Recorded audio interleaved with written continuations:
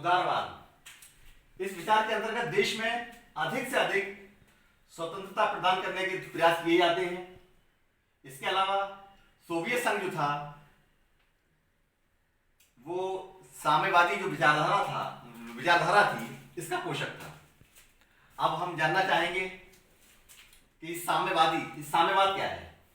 देखिए, साम्यवादी जो सिस्टम है उसमें वो किस पर आधारित होता है? समानता पर आधारित होता है, यानी इक्वालिटी पर डिपेंड होता है, जहां सभी लोगों को समान अधिकार प्रदान किए जाते हैं।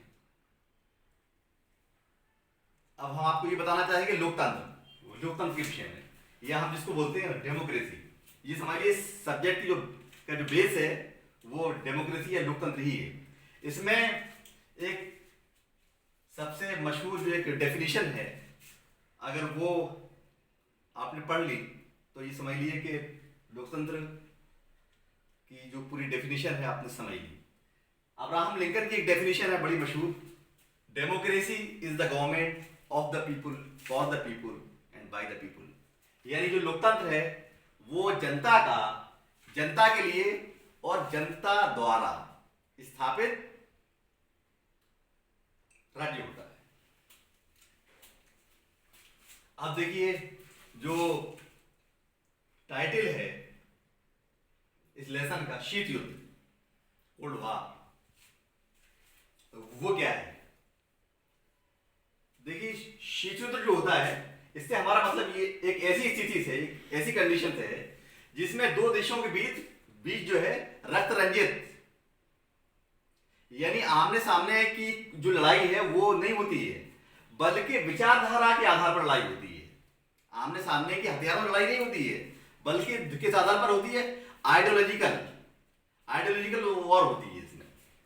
दूसरे शब्दों में, दोनों महाशक्तियां युद्ध के अलावा अलग अलग तरीकों, यानी जिसमें तरीका एक ये हो सकता है कि गठबंधन बनाकर हम हथियारों का जो निर्माण है वो कर रहे हैं, और कुछ और तरीके हो सकते हैं कि साहब ये प्रचार वगैरह के जरिए हम एक दूसरे से अपने को बेहतर करने का प्रयास करते हैं, और अपरोध के तर्क के कारण युद्ध करने का खतरा मोल नहीं लेते। देखिए, एक वर्ड यहां आया, अपरोध का तर्क। अब अपरोध का तर्क क्या है? देखिए, अपरोध का तर्क यह है कि क्योंकि कोल्ड वॉर में जो दोनों ही कंट्रीज होते हैं वो अपने में बहुत शक्तिशाली होते हैं, ये कहना बड़ा मुश्किल होता है कि कौन किससे ज्यादा सुपर है। तो इस तरह से अपरोध का तर्क यह है कि वो दोनों ही कंट्रीज इस बात को मानते हैं कि आमने सामने की जो लड़ाई है उसमें बहुत ज्यादा हमें नुकसान उठाना पड़ेगा, इसलिए हम आमने सामने की जो लड़ाई का खतरा हम मोल नहीं लेंगे, बल्कि क्या है, किसी और तरह से